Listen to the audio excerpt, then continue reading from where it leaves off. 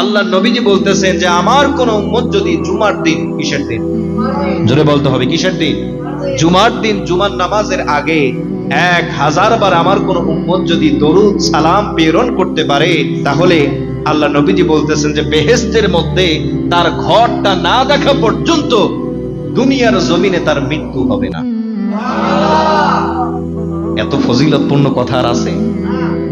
আল্লাহ নবীজি বলতেছেন আমার কোন উম্মত যদি এই দরুদ শরীফটা জুমার দিন 1000 বার পড়তে পারে, 1000 বার আমার কোন উম্মত যদি কন্টিনিউ জুমার দিনগুলোতে যদি পড়তে পারে, তাহলে ওই ব্যক্তির জান্নাতে যে ঘর হবে, জান্নাতে যে বাড়ি হবে, ওই জান্নাতের বাড়িটা স্বপ্নে ঘুমের মধ্যে না দেখা পর্যন্ত তার মৃত্যু হবে না। জবান খুলে বলতে হবে আল্লাহু আকবার।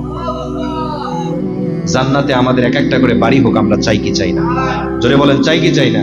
আপনি কোন দরুদ শরীফ পারেন না, কিন্তু একটা স্পষ্ট দরুদ শরীফের কথা আমরা হাদিসের মধ্যে পেয়েছি। এই দরুদ শরীফটা হচ্ছে এমন, আল্লাহুম্মা সাল্লি আলা মুহাম্মাদিন নাবিয়্যিল উম্মি ওয়া আলিহি ওয়া সাল্লিম।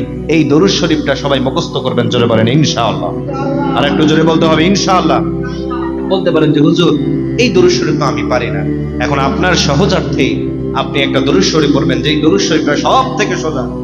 সাল্লাল্লাহু, সবাই পড়েন সাল্লাল্লাহু আলাইহি ওয়াসাল্লাম। এটা হচ্ছে সংক্ষিপ্ত দরুদ শরীফ।